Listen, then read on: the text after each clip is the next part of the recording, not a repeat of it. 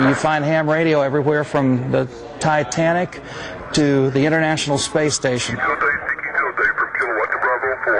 And when the sunspot cycles are at the peak, it ionizes the atmosphere. We are 3 Alpha Oscar Kilo. So that the short waves skip, and they go from here, and they'll go up and hit the atmosphere, and then they'll skip down. All the way to Hawaii, Alaska, Maine.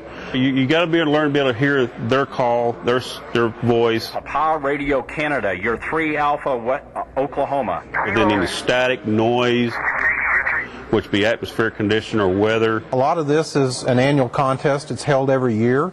San Diego, thank you. Kilowatt. This is like exercise, you know, when you're working out and maybe you don't use those muscles you use all the time. So we can do it and be able to be proficient at it. Oh, there's one. And it's really meant to test our emergency preparedness capabilities as amateur radio operators. Like the Merle bombing or the May 3rd tornado. I was assigned to Biloxi, Mississippi. During the bombing, rescue, and recovery, I was stationed right in front of the actual pit. Kilo 5 Echo Oscar Kilo. A normal person, they'll come up here and put their headphones on and listen, and they're going to hear a lot of people out there screaming and hollering. And you got to be able to pick them out. And that's been one of the things with amateur radio communications, is our ability to adjust to those rapidly changing conditions.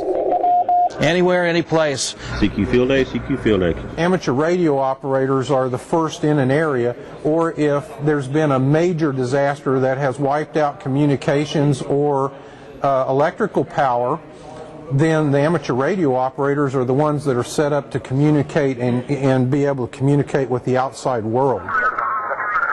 Sometimes we'll scan the bands and find stations. Thank you for Alaska. Contact them and then move on, find another one, move up and down the frequencies. It's not for everybody.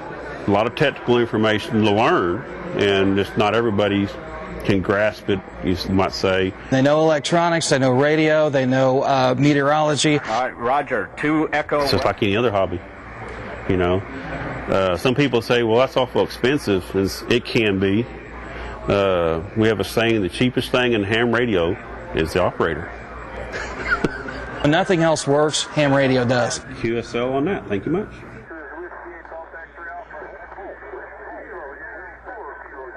I can't get the whiskey for